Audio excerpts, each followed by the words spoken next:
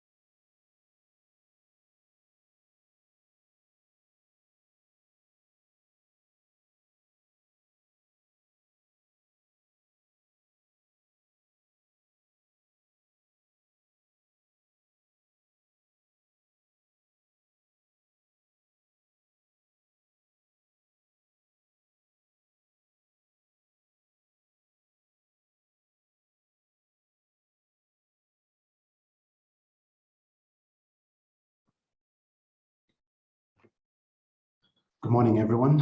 Thank you for joining us for this fourth webinar in our series of webinars on project finance, infrastructure contracts, and related legal considerations. We're just waiting for a few more people to join the webinar, and then we'll start. Thank you.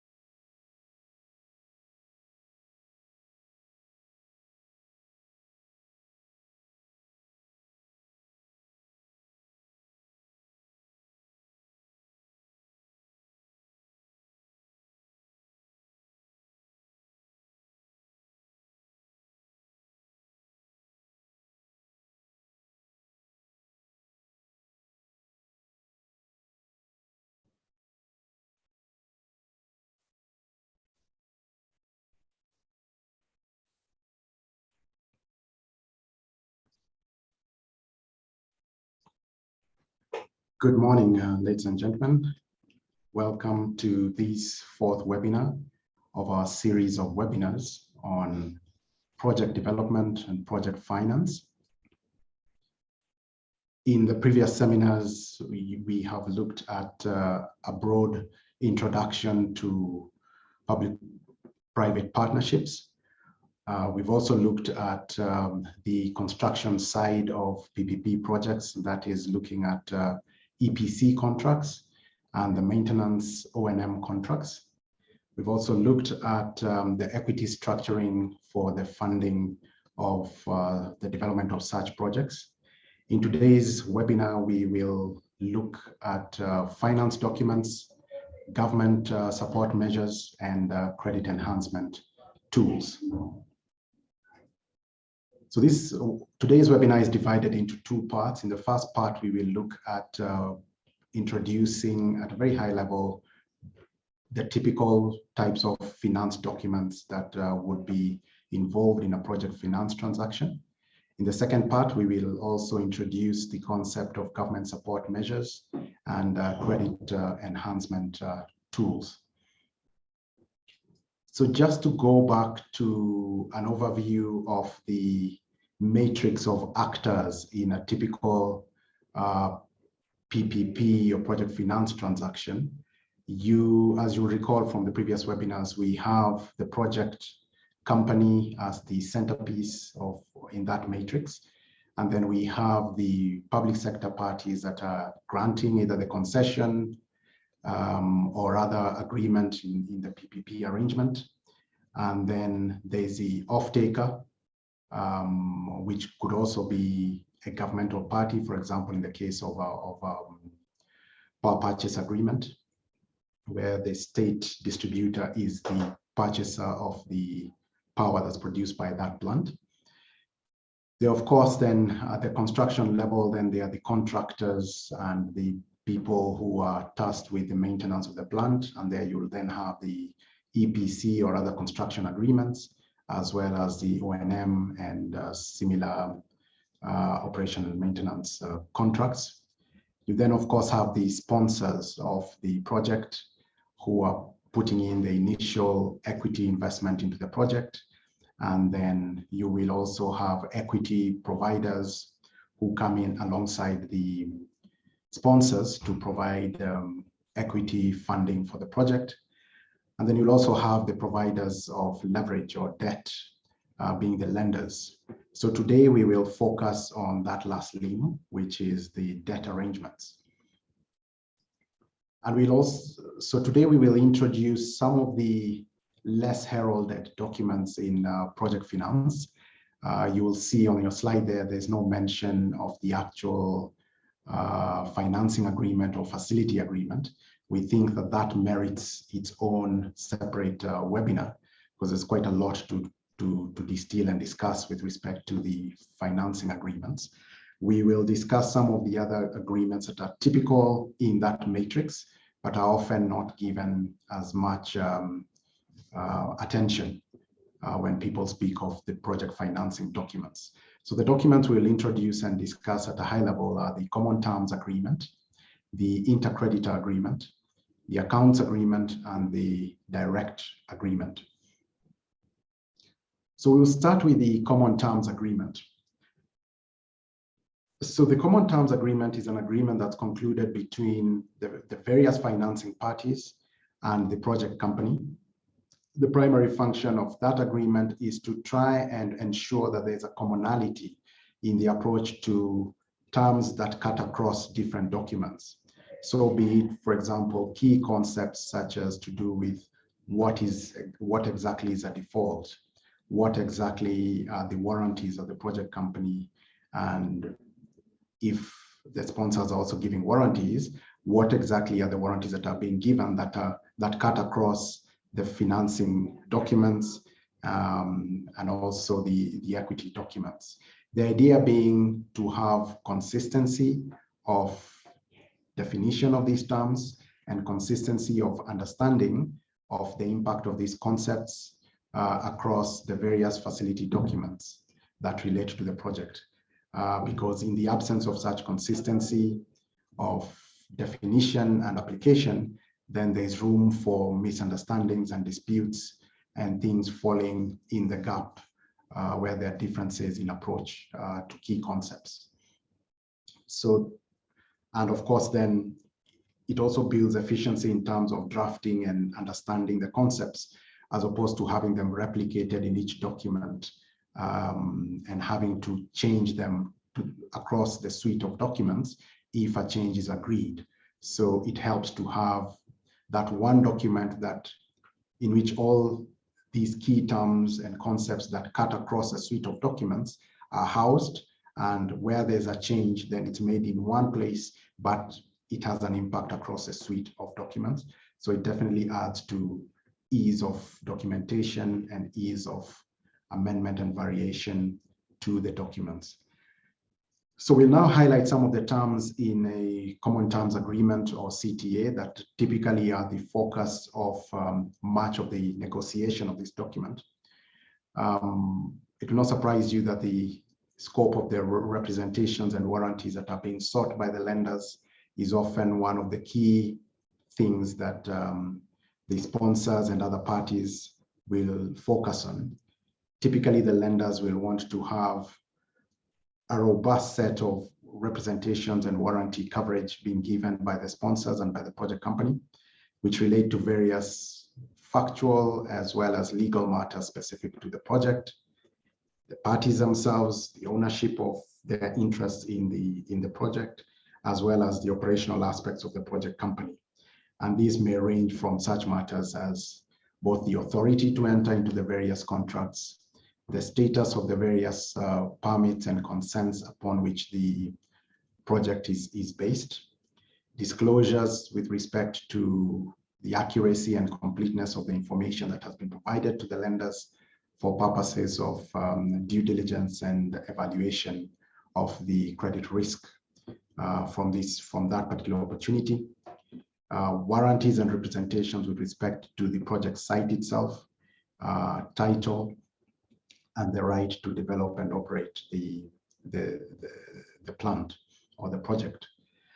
There will also be a variety of covenants, both positive and negative, by which the lenders will require that the project company and possibly even the sponsors do commit to undertaking certain things in relation to the project as well as the project contracts. There will also be negative covenants in which the lenders require that the project company and the sponsors undertake not to do certain things, or at least not to do certain things without the positive affirmation or consent of the lenders.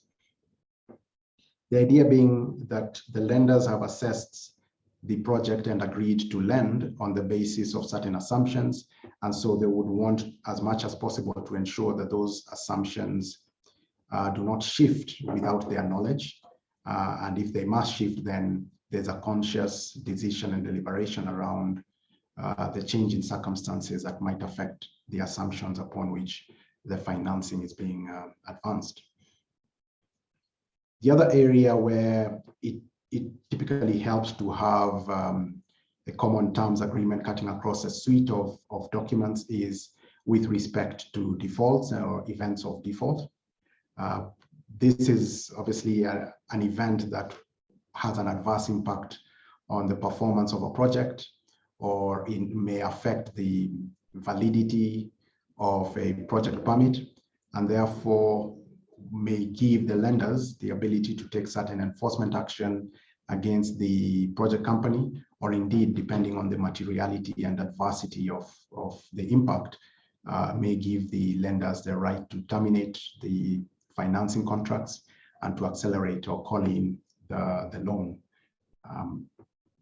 And so, of course, both to the lenders and also to the project company and their sponsors, it's important that there's clarity around which events would constitute events of default and what the remedies are upon the occurrence of any such events, and whether there will, for example, be an opportunity for the project company to cure those defaults before the lender can exercise its rights, whether, depending on the nature of the event, it would trigger an acceleration of the loan, the existing loan, or it would give the lender the right to stop further advances of that loan, or in the most extreme of circumstances, whether there's a right of the lender to call in the security and realize those assets of the project company. Related to representations and warranties, there's also typically concerns that some of these aspects may be so material that the lender will prefer to have an indemnity and not merely rely on a warranty from the project company. And so typically you'll find some of the material indemnity items being covered in the Common Terms Agreement, or the CTA as we typically refer to it. And so the CTA will typically require that the project company does indemnify the lenders for costs, losses, and liabilities that might be incurred by the lenders on the occurrence of certain events. For instance, typically with respect to any tax deductions that may be made on debt service payments to the lenders, any failure by the project company to pay any debt service obligations, and then any other actions or claims against a project company for breach of a contract or for breach of a permit or license, and indeed upon any occurrence of an event of default.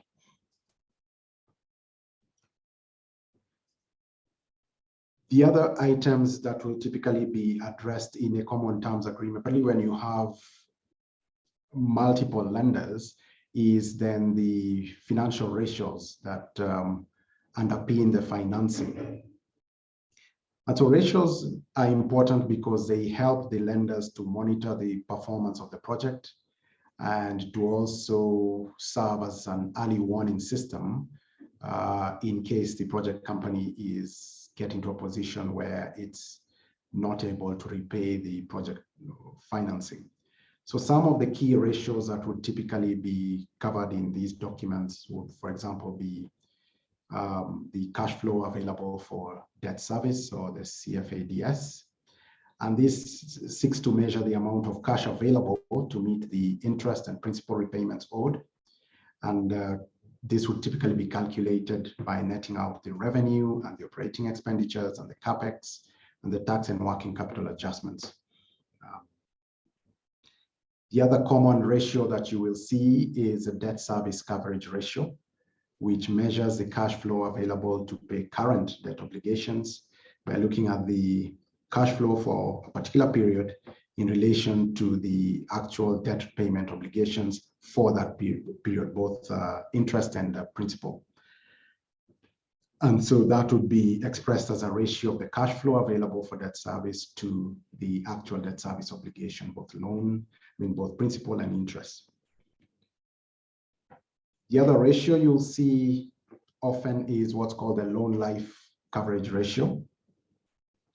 Now, unlike the DSCR, which looks at a period in time, a loan life coverage ratio seeks to assess the project company's ability to repay the loan over the scheduled life of the loan based on the projected cash flows over the operating period or the debt repayment period for that project.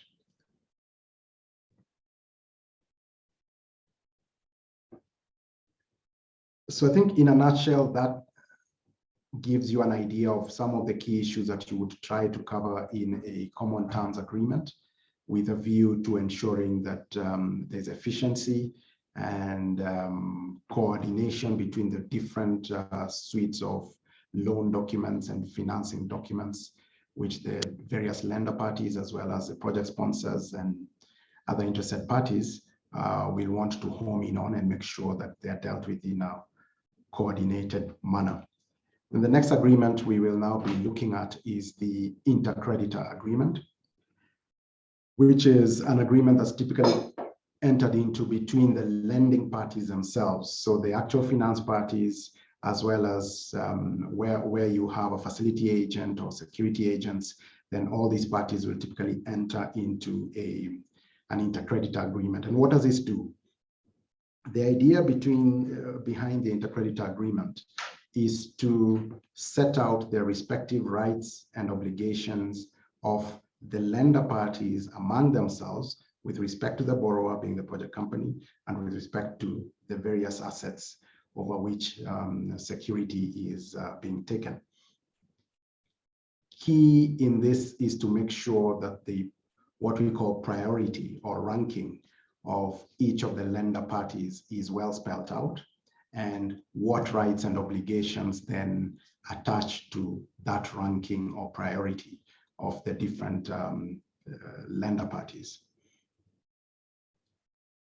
Typically, there'll be a recognition of different tiers or different levels of ranking of different financing parties. So there'll be at the top of the ranking, the senior lenders.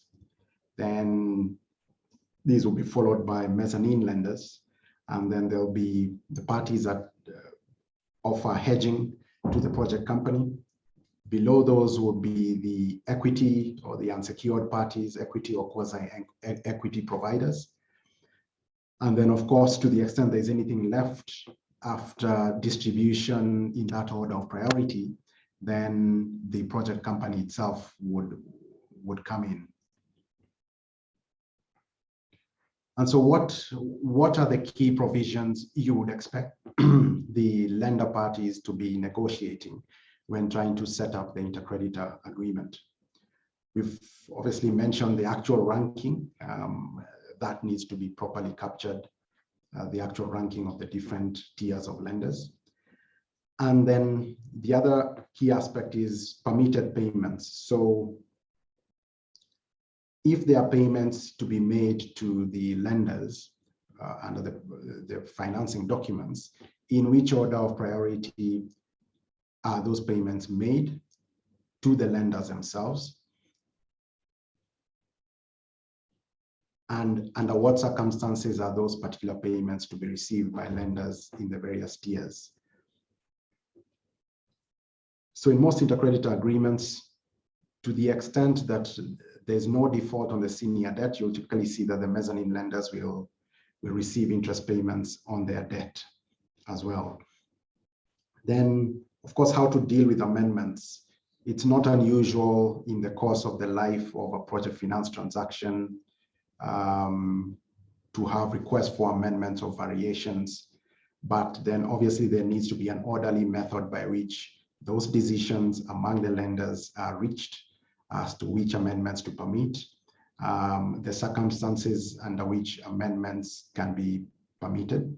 And so typically you'd also want to see, particularly if you're a senior lender, the senior lenders, given that they're probably bearing the greater risk, will want to minimize the risk of amendments being made to other to the documents that relate to other lenders lower down in ranking to them. And so you typically find that the senior lenders will restrict the ability of the junior lenders, if you will call them such, to vary their own finance documents without the consent of the senior lenders. And of course, again, if you are a junior lender, you'd also want to make sure that whilst you appreciate that the senior lender takes greater risk and therefore has greater say in this intercreditor relationship, you also do not want to be exposed to the risk of material changes being made that might be adverse to your own position as a lender.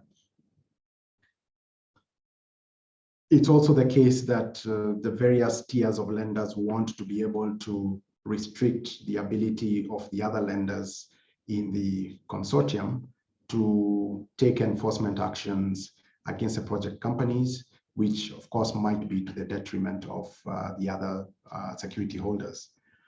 So whilst it's recognized that enforcement actions may become necessary, then it's important to set up a process by which the decision to exercise enforcement action is triggered, by what level of voting, for example, among the consortium of lenders must this decision be carried before it can be implemented, particularly key decisions such as acceleration of the loan.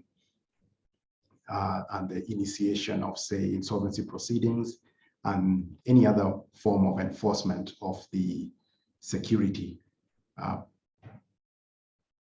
So that in a nutshell is the Inter-Creditor Agreement, the idea being to make sure that there is a harmonized approach to key decision making among the lenders, and there's also clarity around the ranking and priority and rights of the different lenders when it comes to key decisions, particularly around enforcement actions and variations to the finance documents. The other agreements or types of agreements we will highlight are what are called accounts agreements. Now, of course, in a financing transaction of this nature, it's often the case that there will be various accounts that the project company is required to set up to deal with both the revenues of the project company as well as the amounts that are required to be repaid to the lenders. In addition, there will be accounts with respect to such things as maintenance reserves for purposes of the plant. And so the idea behind an accounts agreement is to have, as between the lenders and the project company or the borrowers, and then the banks at which these accounts are held, clarity around which accounts are to be set up, which accounts are to be used for which purpose, and then how is the direction of funds into those accounts, and how is the expenditure or payment of funds from those accounts. So that's the idea. So some of the accounts you'll typically see are, for example, the revenue accounts to deal with the collection of the revenues from the project, the operating account from which day-to-day payments are funded, the proceeds account. Then there'll be a debt service reserve account, which, as the name suggests, is the account by which payments which are intended to be directed towards repayment of the debt are maintained. Then you have a maintenance reserve account where the lenders would require that there's a certain amount being put in reserve to fund maintenance, ongoing maintenance of the plant. Compensation accounts and distribution accounts. So the other thing, one of the key things that you typically see in the accounts agreement is a mechanism setting out the cash waterfall, which then dictates how the cash flows from the project will be applied in order to ensure that priority payments are made earlier in time before non-priority payments can be made. So for example, a typical cash waterfall would provide that taxes are paid in priority to distributions to project sponsors, for example. After taxes have been paid and any other mandatory payments to government, then debt service and other project costs are paid, and then finance fees and interest under the finance documents, and then of course maintenance of a particular balance in the DSRA account in order to fund future debt service, and then any other amounts under, say, hedging agreements or other finance documents. And then, as we mentioned earlier, to the extent that the lenders feel that it's prudent to have a maintenance reserve with respect to the plant, then payment of contributions into that reserve, and then any other approved CapEx. And last of all, after all those priority payments have been made, to the extent there's any surplus, then a distribution to the project sponsors, which in turn can then be used to pay a dividend if practicable to the shareholders.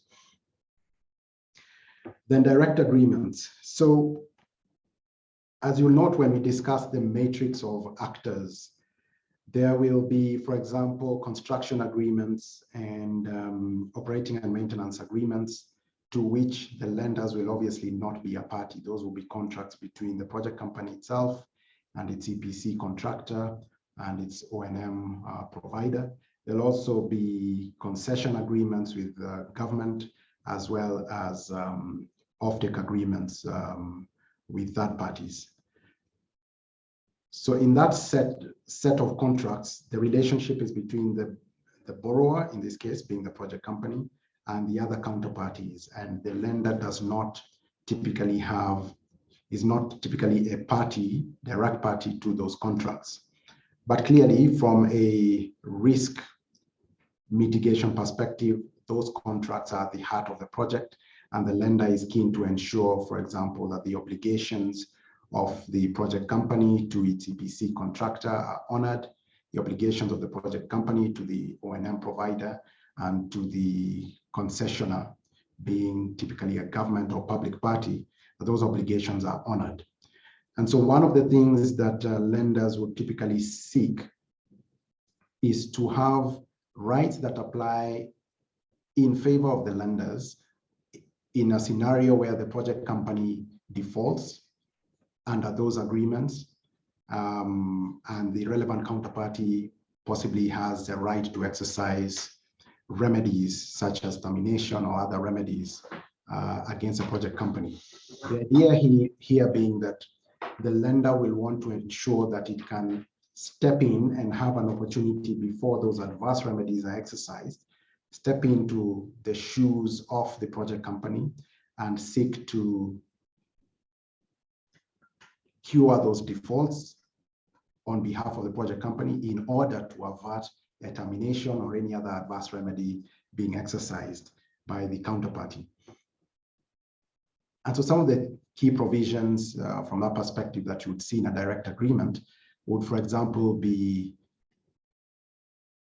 entrenchment of cure periods or standstill periods, such that where the project company is in default of its obligations under those contracts, then a provision requiring a cure period or a standstill is a provision whose effect is such that there is a period by which the counterparty is required to stand still or not exercise its right to exercise any remedies, including termination rights or other remedies, under that contract for a particular period. The idea being that during that period, then the lender can work with the project company to figure out if there's a possible solution or cure to that default that can be implemented before the remedy could then be exercised upon default. The other layer of protections that you would see, as I've mentioned before, is step-in rights, which is a right given to the lender to step into the shoes of the project company, either directly or by appointing a nominee to step into the shoes of the project company to execute those obligations that the project company has failed to execute, with a view to making sure that the remedies of the counterparty for default are not exercised.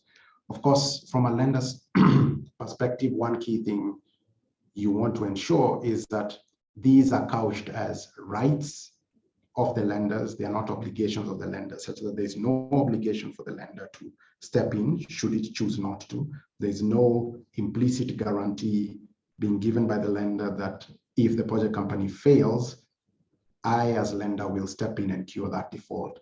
The idea is to give the lender an option to exercise this right should it choose to cure the default or have it cured by other means in order to avert a termination, typically.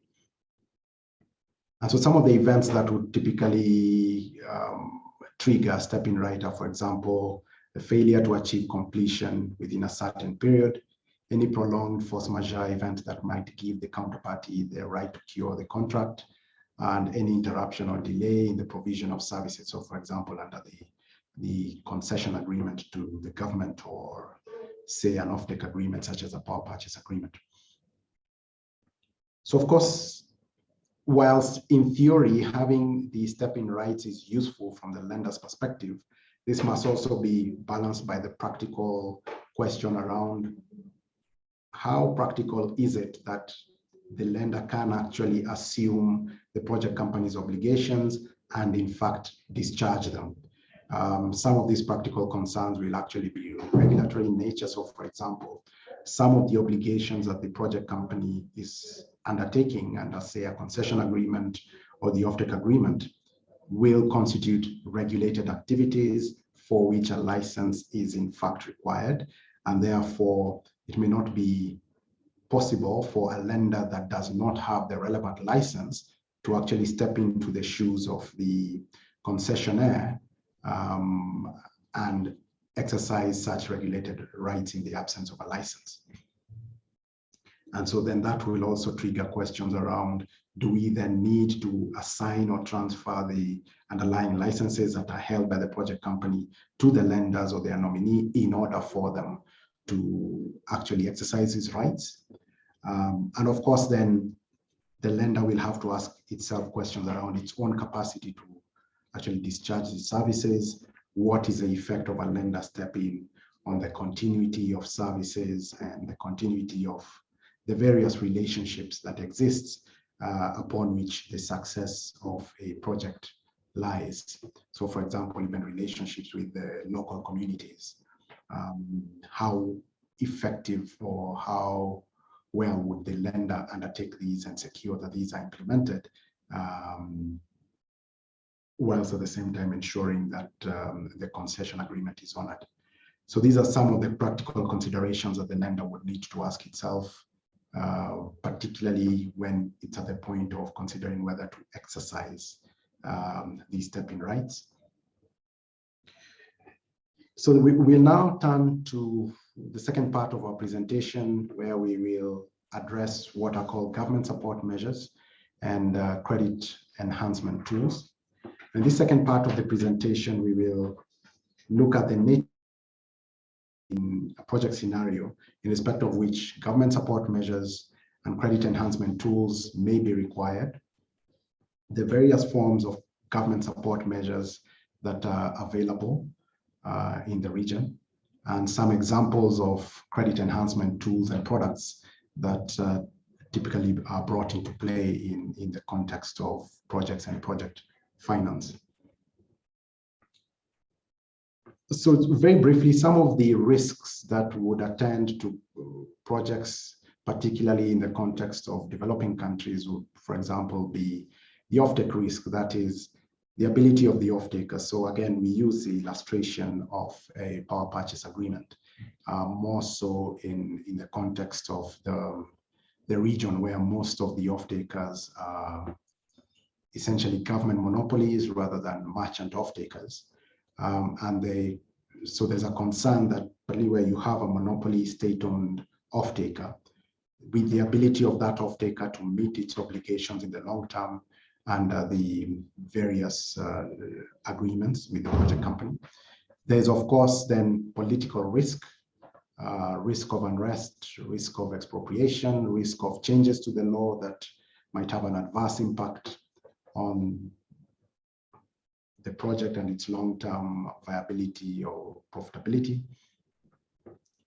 Insecurity, acts of terrorism, and various acts and omissions on the part of governmental parties. There are various other macroeconomic risks that would then have an impact on projects. So for example, things like currency fluctuations, imposition of exchange control requirements, and other limitations that may impact the ability of the project company or even the lenders and the equity parties to expatriate funds out of the host country. So as you'll appreciate, a lot of these risks or the nature of these risks such that they will likely have a negative impact on the viability of a project or the continuation of a project and its operation. And given that the nature of these risks typically matters that are within the control of government or risks that are best borne by government rather than by the private parties in the project, it's often the case that then the sponsors and the lenders to these projects will seek to require some level of government support through the use of special instruments or products to seek to mitigate these risks and protect the project company, and by extension, the lenders and the equity parties from the adverse effects of some of these risks occurring. Of course, the nature and extent of government support required is determined by various considerations, such as the type of the project, the financial position of the government, and indeed the off-taker in question, and of course the lender's own assessment of the risks, and there will also be policy considerations underlying some of the government support measures that lenders will typically seek. So just the next slide just shows by way of illustrations, the various products that would be available in terms of government support measures. Letters of support will typically be discussed in that context. Letters of comfort, which are perhaps a layer below in terms of efficacy, but we'll talk about that in a few minutes. There will also be put and call options. There will be co-investment and equity participation by government party. There will be sovereign guarantees. There will be letters of credit, sovereign guarantees and letters of credit perhaps being the most robust of these tools. So sovereign guarantee then is like any other guarantee, seeking to establish a primary obligation on the part of the government to ensure the performance of the obligations of the relevant government counterparty, say to a concession agreement or to an offtake agreement, such that where that government party has defaulted on its obligations, then the government itself, the central government, guarantees those obligations and then has a liability to the project company and to the lenders to the extent they have suffered loss as a result of those obligations not being discharged. So by way of illustration in the slide that's in front of you, you will see that the matrix of that relationship is such that you have the project company and then you have the government off-taker, that then an off-take agreement between those two parties. And of course, there'll be various obligations of the government off-taker in that off-take agreement, such that if there's a failure by the government off-taker to perform its obligations, depending of course on how that's worded, such that it triggers the right of the project company to call in the host government guarantee, then the project company can trigger the sovereign guarantee, and in principle then the government guarantor is required to tender the performance of the outstanding obligations under the offtake agreement. The other sort of instrument that you would also see is a letter of credit. Now, this typically tends to address short-term liquidity issues that may be faced by the government off-taker. So the idea is that you require the government off-taker that has entered into, say, a power purchase agreement with the private party, the project company, to procure an instrument from a financier in the nature of a letter of credit, which could then be relied upon to the extent that the government off-taker is unable to pay for power delivered. Then the private party is not exposed to this credit risk and can call on that instrument to ensure that it receives payment for power delivered. And so again, in terms of contractual relationships, what you have is that you will have the underlying offtake agreement between the project company and the government off-taker, and then you will then have a reimbursement agreement between the government off-taker and the issuer of the instrument, the bank that issues the LC instrument, which will then outline the terms on which the financier will issue the letter of credit to the project company, and then the project company and then the lender, in reliance on the reimbursement agreement, would issue a letter of credit to the project company. The key here from the project company's perspective is to ensure that as much as possible, its ability to trigger a demand under the letter of credit is only conditional on the fact of non-payment by the off-taker and no other additional conditions, so that then the project company is not placed in a position where it has a valid demand for payment, or it has a valid claim for payment against the off-taker, but there are additional conditions built into the instrument such that despite having a valid claim, it then has to jump through a few more hoops before it can hope to be paid, or it can effectively trigger the LC payment. So those are some of the key considerations when looking at the language of the LC to ensure as much as possible it's on demand.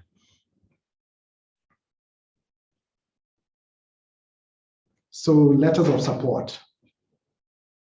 It's important to note that whilst obviously sovereign guarantees and letters of credit perhaps provide greater level of protection to the project company and greater assurance of payment and satisfaction of other obligations of the off-taker, it's important to be aware that these instruments often do come with some level of regulation or policy requirements from the governmental side. So for example, in many countries in the region, the issuance of a sovereign guarantee is a matter that requires not just the approval of the relevant or the line ministry, but also parliamentary approval.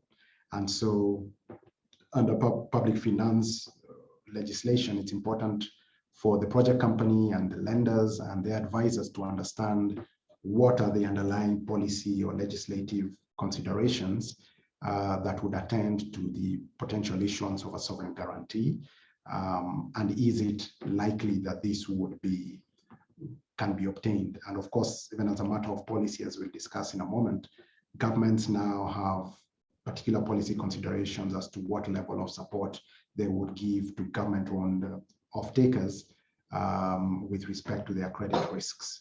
And so that, of course, may have an impact as to the availability or indeed efficacy of these instruments in any particular transaction, depending on the jurisdiction in which you're seeking to transact. So letters of support then set out a framework for the resolution or mitigation of various political risk events that may affect a project. And they may have certain exclusions. For example, if these are risk events that are caused by the omission or commission of the project company, then typically the government parties would seek to exclude those as risks to which the letter of support would respond. Or indeed, if these are risks that could otherwise be dealt with or mitigated by way of commercial measures such as insurance, then letters of support would typically seek to exclude insurable risks.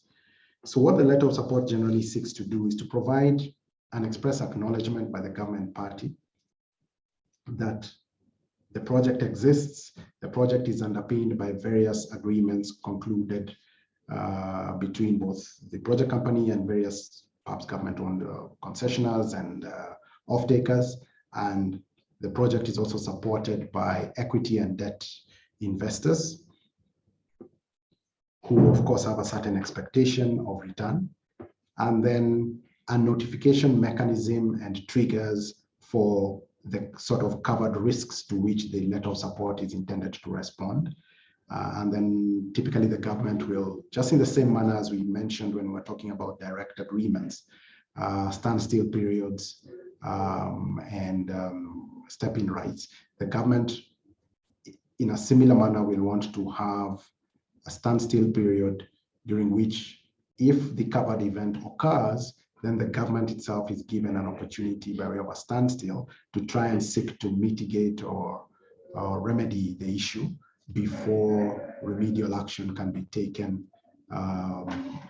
or claims can be triggered by the beneficiaries of the letter of support. And then an obligation, an express obligation on the government to either acquire the project for an amount that is sufficient to to allow the project company to discharge its outstanding obligations, and ideally also to make sure that the debt and equity parties receive the amounts they've put in, and if possible, receive a certain return as well, and not just the principal amount that they have invested into the project. So that's the idea behind a letter of support, that it responds to political risks. It responds by way of requiring the government essentially in extremis to acquire the project and to assure the private parties of the return of their capital and the return and an additional return as well.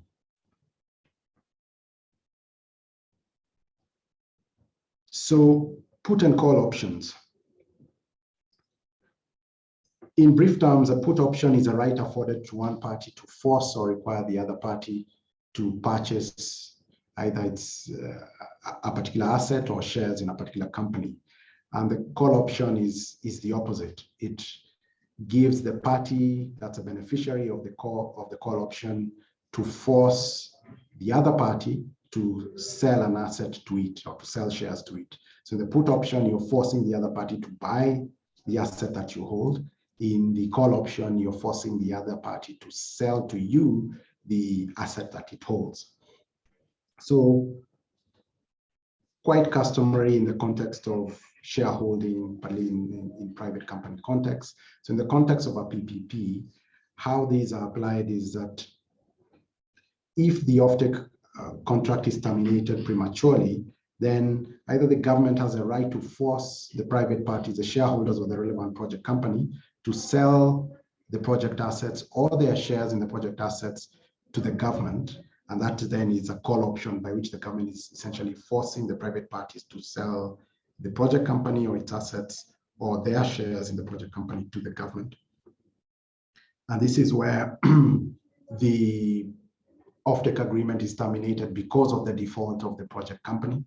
So for example, if, again, to take the example of a power purchase agreement, which may have particular maintenance obligations and a particular output commitment, if that is not met because there's been failure in maintenance, then the call option will function such that the government is, if it triggers that option, it forces the private party to sell the plant, the asset to government, because the government has, because that default caused by the project company has occurred.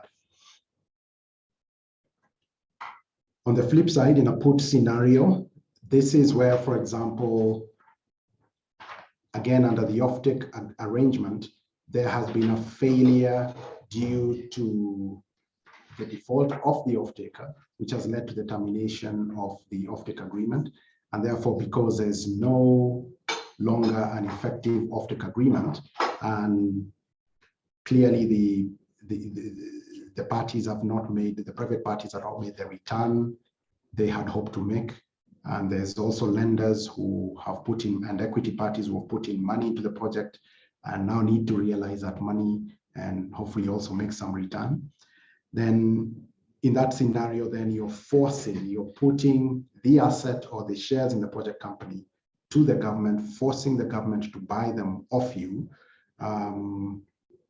as a result of the default of the offtaker. And this could also be triggered in the event, say there's a political event which makes the operation of the plant in that jurisdiction no longer tenable. In which case then to realize your asset and to cut your losses, you force the government to buy you out. And that's how then the put option would apply. Another mechanism that would apply is where you have co-investment or in simple terms, equity participation in the project company by a government party. Now, sometimes this is dictated by policy. There will be those jurisdictions where in the context of PPP, there is a requirement either generally or in the context of a specific PPP project that there is a government stake in the project company. This would typically be held through a state-owned development finance institution or similar vehicle, which is specifically set up for this purpose. And the idea behind this is, partly from the private parties' perspective, is that by having government having a stake as an equity party in the project company, there's perhaps a level of assurance that then the government has some skin in the game, has something at risk, and therefore, in principle at least, that may in itself serve as a mitigant to some of the more some of the political risks and other risks that would typically be sought to be addressed through these government support measures. Because the government is invested in the project and therefore it has a clear interest as an equity party in the success of the project. So the idea there is to give some level of comfort. But of course, this has to be balanced against the very fact that you now have a government party as a shareholder and may have quite an impact as to how you negotiate and structure your shareholding arrangements on the equity side. For example, where you would, if, for instance, there's a mandatory government shareholding, then even if there's a default by that government party in its capacity as a shareholder, then you cannot force out, by way of, say, a put option or a call option, you cannot force out that government party. And so careful thought then needs to be given to how you deal with particularly a mandatory government shareholder within your equity setup. So we've discussed letters of support. We now discuss letters of comfort. And I think it's important to bear in mind what we said about letters of support.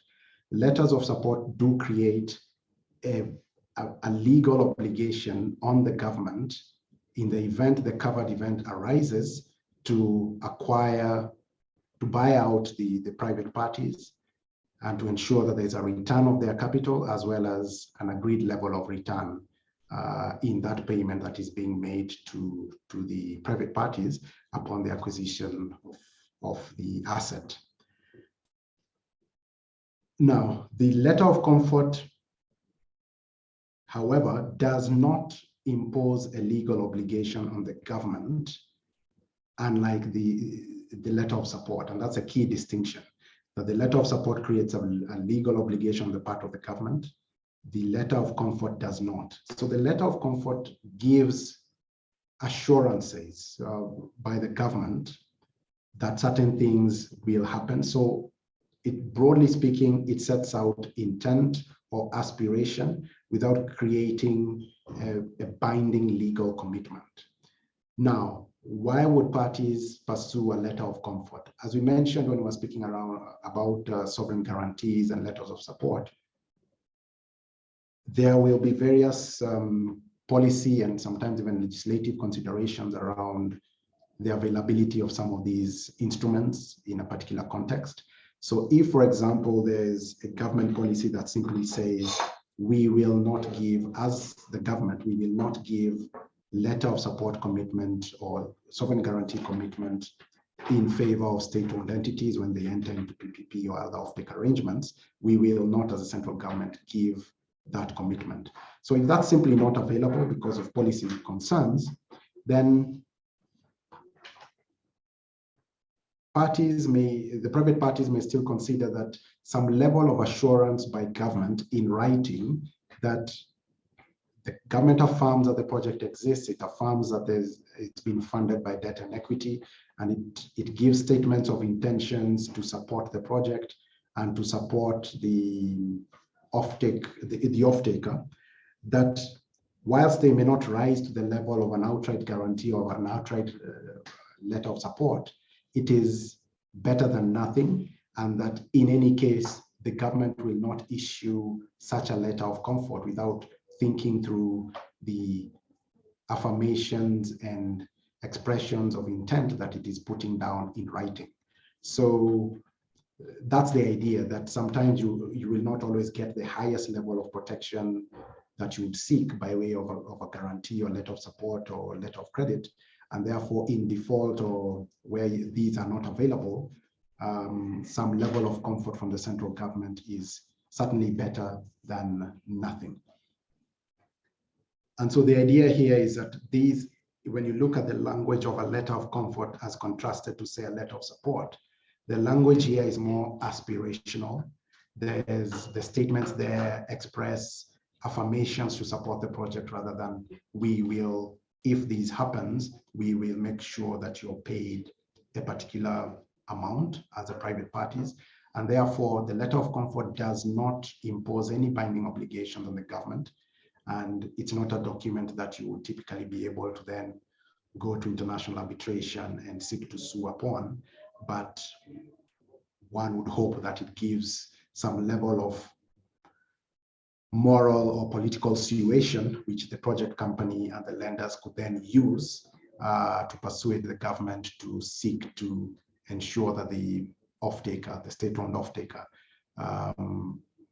fulfills its obligations, or at least the government can then be persuaded to support the state off-taker meet its obligations. So that's a key distinction. Then very quickly, I realize we are running out of time. Very quickly to discuss credit enhancement tools and products. So we'll highlight the types of instruments that are available and typically deployed in these types of arrangements. One of the key ones is political risk insurance.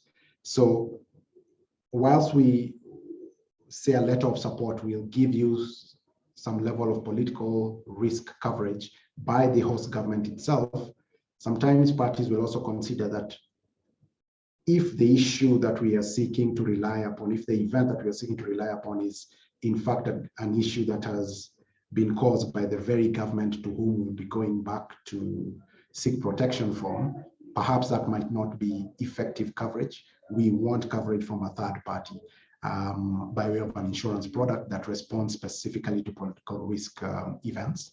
And so political risk insurance, or PRI products, are insurance products that then provide protection in the event that the project company suffers losses as a result of governmental action, or indeed inaction, depending on the circumstances, or the occurrence of a political risk that then negatively affects the project assets or the operation of the project, or indeed the cash flows or revenues from the project. Partial risk guarantees. These are instruments that offer partial coverage to the project company where the government or the government-owned off-taker has failed to meet its payment obligations. And it also covers financiers to the extent that the project company is unable to meet its debt payment obligations to the lenders under the relevant financing arrangements. And on this one instrument that we have seen being used in the market, and which we are quite proud to say that as a firm we were involved in assisting in the structuring of, is the PRG that was developed by the Africa Development Bank through the Africa Development Fund. One of the first transactions in which it was used was a Lake Turkana wind power project in 2013. And we are proud as a firm to have been involved in structuring that particular product and to have seen its success. And after that, the ADF PRGs have been used in various projects across Africa, including in Cote d'Ivoire, in the transport contexts, in various geothermal power projects in Kenya, and in the energy sector in Nigeria. Export credit agencies, or ECAs. These are financing entities traditionally established by governments and mandated to provide assistance to entities from that jurisdiction when they are selling or exporting goods to other countries. So the idea behind this is that as a government, you seek to support entities established in your jurisdiction to trade internationally, to sell their goods and to offer their services to projects in other countries. So within the project context, how this works is that then the government would employ an ECA, or export credit agency, to provide support to a project by way of, for example, a political risk product that is tied to this private company that is then, for example, acting as an EPC supplier to a project in say, Kenya. And then commercial risk insurance, by which, again, this foreign EPC provider is given some level of coverage by its own government for the commercial risk that it's incurring by entering into these supply arrangements. And then interest rate support to deal with issues of fluctuation of interest rates. And sometimes you'll also see direct lending by the ECA to the project company.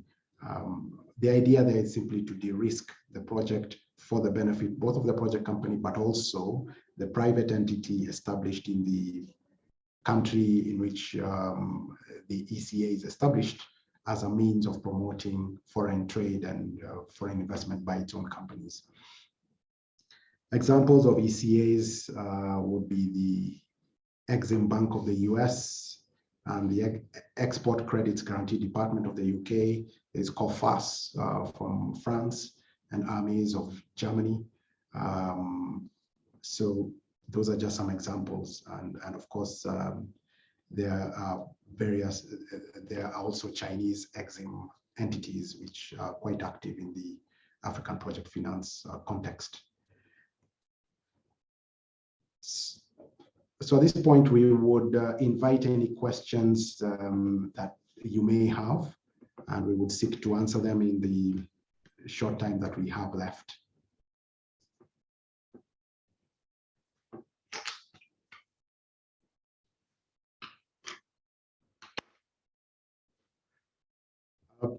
Just to address some of the questions that have come in through the chat. One of the questions is, how do lenders deal with or mitigate the risk of enforcement of government letters of support, especially given that it may be difficult to seize government assets? Great question. I guess you look at it in two ways. One is that the fact that you have the instrument, the fact that the government has given a contractual commitment to meet the obligations of the defaulting off-taker, means that as the project company, and by extension the lenders to the project company, you can trigger a claim against the government and under that instrument. And assuming the claim is well prosecuted and the instrument is well written, then in theory, at least, you would have a successful award against government for payment, which then is the first step of the equation. The second part of the equation is, of course, how do you realize that judgment or award? And this is where then questions of sovereign immunity and immunity against enforcement of assets comes in. So it's never an easy thing to do, but the reality is that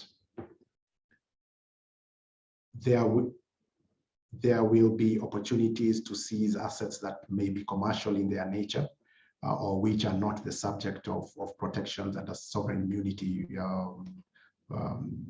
principles. And it has happened. It has happened, for example, with state-owned airlines and their assets being attached to meet commercial claims. So it's possible, but it is a matter then of identifying those assets that are not the subject of protection under sovereign immunity principles, and of course locating those assets and then relying on the law of the jurisdiction where those assets are located to attach those assets in satisfaction of your award. So it has happened with, say, airlines, with shipping vessels, and indeed where there are reserves held in foreign banks. So it's not easy, but it certainly can be done.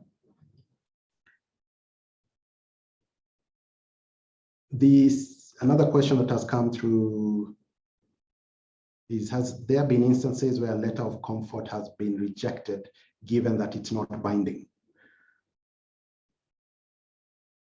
Well, I guess, as I said, unlike a letter of support where you have a binding obligation by the government and therefore, in principle, the ability to raise a claim against the government, with the letter of support, with the letter of comfort, what you have is at best moral or political suasion against the government to honor those affirmations that it made, which are not binding legal commitments. So to the extent a government then does not honor its moral or political commitments, then of course you do have a problem. And therefore, because then there is no opportunity for a legal claim, because there's no legal obligation.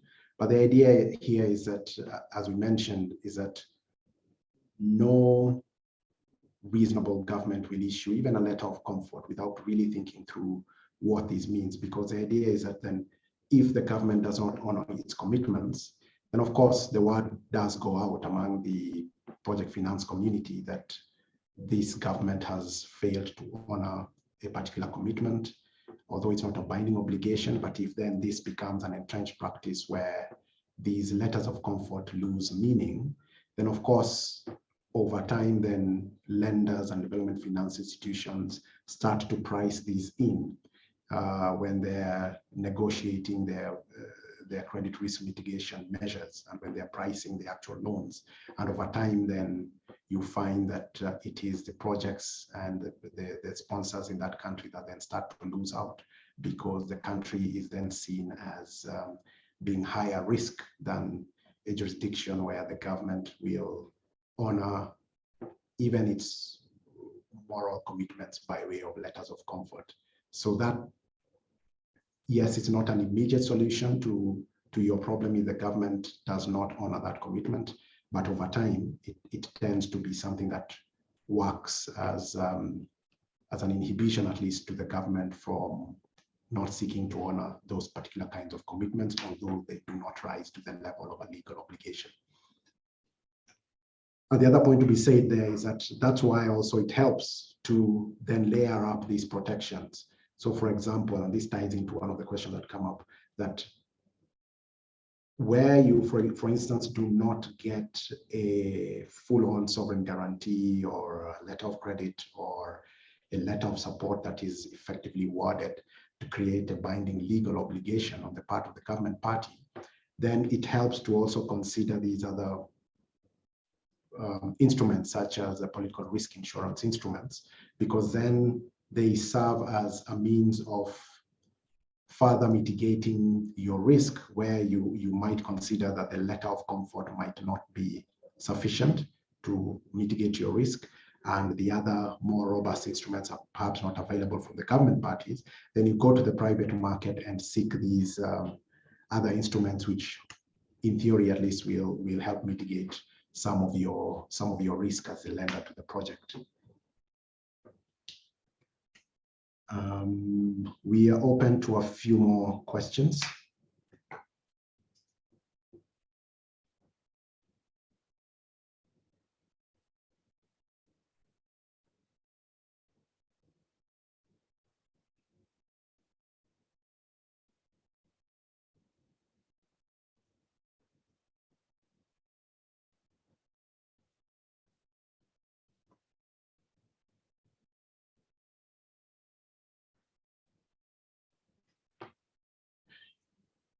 If there are no further questions, we would like to thank you for joining us today. We hope these sessions are proving useful to you and providing some useful guidance and information as you think about your current investments and your planned investments in the region. And as a team, we are always happy to engage beyond these webinars to address any particular concerns you may have on your projects and to assist you as you plan for your next projects. So thank you for your continued support, and we look forward to taking these conversations forward in future webinars. Thank you very much.